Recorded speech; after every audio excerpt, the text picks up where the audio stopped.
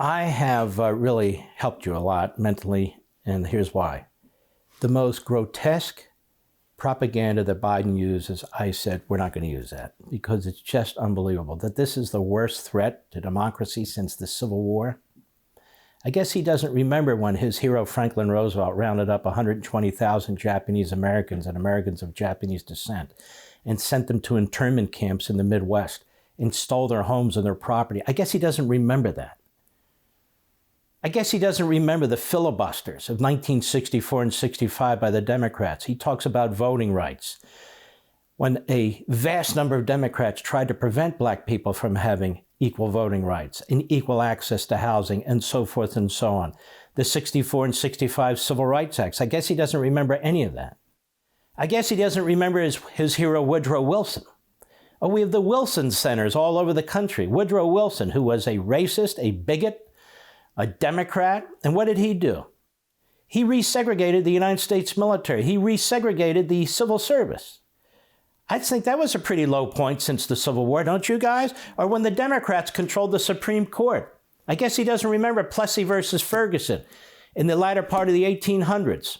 Oh, remember that case? Separate but equal is equal. Here you have a railroad in Louisiana saying, no, separate but equal isn't equal. We want anybody who wants to ride on our damn train to be able to ride on our damn train. No, they don't get to do that, said the government of Louisiana. And the Supreme Court, a majority of Democrats said, well, you know what? We're with the government of Louisiana. Separate but equal is equal. And that went on for decade after decade after decade.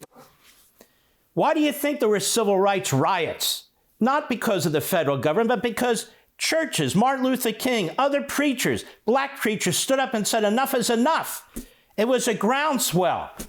It was a groundswell. It wasn't because Lyndon Johnson was president of the United States or John Kennedy before him and so forth. And by the way, in the modern times, when were the first civil rights proposed? They were proposed under Eisenhower. Under Eisenhower.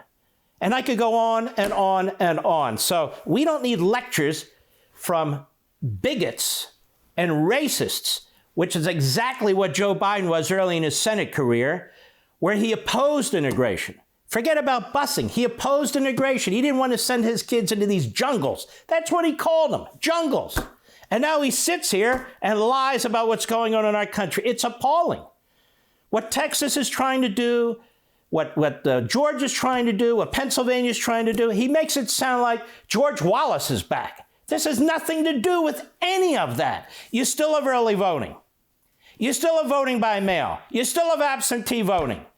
You still have all the opportunities to vote that you had before. What they want to make sure is that there's voting integrity. Are you who you say you are? Then show us your ID. Is that signature on that mail-in vote your signature? Now, what are we trying to protect ourselves from? The Democrats, because they're full of fraud all the time.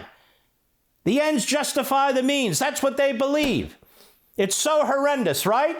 We have this massive Leviathan with all kinds of regulations. Those of us who actually pay income taxes, do you know how complicated the Internal Revenue Code is? You sign your income tax. You pay income taxes. You pay income taxes. What does it say? Under penalty of perjury.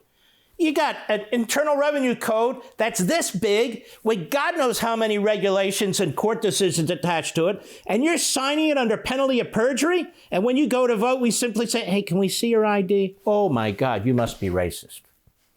No, we just want to know. So they even backed off from that because they took surveys, including the black community. And in the black community, they said, of course, we have voter IDs. We have driver's licenses. We have social security cards. We're happy to show it. And they, that's not a red line for us. We got to figure out something else. So what do? Jim Crow and the worst. This is the worst since the Civil War. It's sickening. And this is all the Democrats have. Governor Abbott of Texas, you know, the Democrats in the Assembly in the House in Texas, they decided they were going to be extraordinarily courageous. So they take private jets, remove their masks, have all kinds of beer cans on the plane, and fly to Washington, D.C. in first-class comfort. They stay at top hotels. They visit the Vice President of the United States. They visit Schumer. They're enjoying themselves enormously, and they're being treated like the Rosa Parks. Excuse me? And so they leave the state. Now, everybody's pointed out correctly, isn't this weird? So the minority has the power to stop the majority, except when it comes to Chuck Schumer in the Senate, where they want to get rid of the filibuster rule. So it's okay in Texas, where the minority can stop the majority, but it's not okay, you see, in the United States Senate.